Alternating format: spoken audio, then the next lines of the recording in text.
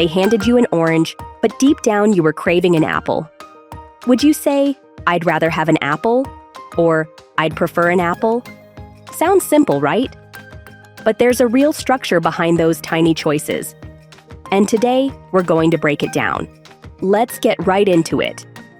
You're here because phrases like, "I'd rather go," or "I prefer to go," sound the same. But something tells you they're not exactly the same. And you're right. While the meaning often overlaps, the grammar behind would rather and prefer is built on different foundations. And if you've ever paused mid-sentence wondering which one to use, this is where it all finally clicks. Welcome to Vuku, and let's get started. Present preferences. So first, let's look at would rather. You use would rather followed directly by the verb when there's only one subject. And you're talking about what someone wants right now. Examples: "I'd rather stay in tonight." "She'd rather eat pasta than rice." Here, it's just one subject, I or she, and a clear present-day choice. And yes, we almost always contract would to D. So you'll hear I'd, you'd, he'd, they'd. Because that's how real people talk. Now slide over to prefer. You can use prefer in 3 common ways: with a noun, with a gerund, or with the infinitive. And here's the thing, native speakers use all 3. They're all natural, but each brings a slightly different tone. Examples: I prefer coffee to tea, noun. I prefer drinking coffee to drinking tea, gerund. I prefer to drink coffee rather than tea, infinitive. So what's the difference? It's mostly about vibe. The gerund suggests you enjoy doing the thing. So if you say, "I prefer watching movies to reading books," you're saying it gives you joy. But when you say, "I prefer to watch movies," it can sound more like a choice, a habit, a routine. Think of it this way. Gerund equals passion. Infinitive equals pattern. 2 subjects, the rules change. Now what if there are 2 people involved? Let's say you want someone else to do something. That's where the grammar takes a little turn. With would rather, when there are 2 subjects, you follow this structure. Would rather plus new subject plus past simple. Sounds strange, right? But it works. I'd rather you stayed home. I'd rather they cooked dinner. Even though we're talking about the present, the second verb switches to the past simple. Why? Because English loves to play these subtle tricks when you're expressing preferences politely or hypothetically. With would prefer, it's a bit easier. You just insert the second subject between would prefer and to plus verb. I'd prefer you to stay home. I'd prefer them to cook dinner. Or you can use this structure. I'd prefer it if plus subject plus past simple. I'd prefer it if you stayed home. I'd prefer it if they made dinner. Again, that past simple pops up to soften the tone. It's a respectful way to express what you'd like someone else to do. Talking about the past. Now, let's go deeper. Talking about what you would have preferred or what you would rather have done. These phrases let you reflect on past situations, usually with a hint of regret or just a different wish. With would rather, the structure is would rather plus have plus past participle. Examples: I'd rather have gone to the beach. I would rather have eaten sushi than burgers. She'd rather have stayed home. And when there are 2 subjects, I'd rather you had called me first. They'd rather we hadn't told anyone.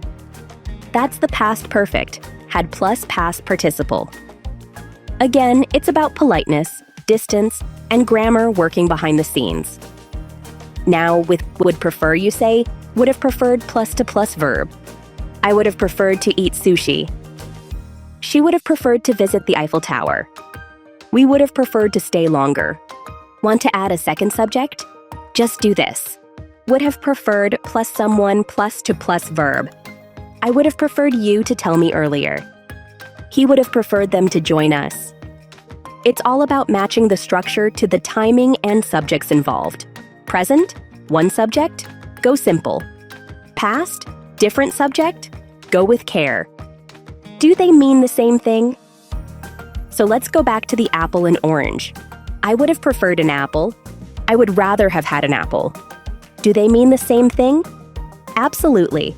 Both express a past preference, something you wish had gone differently. But as always, the structure you choose has to match the grammar rule.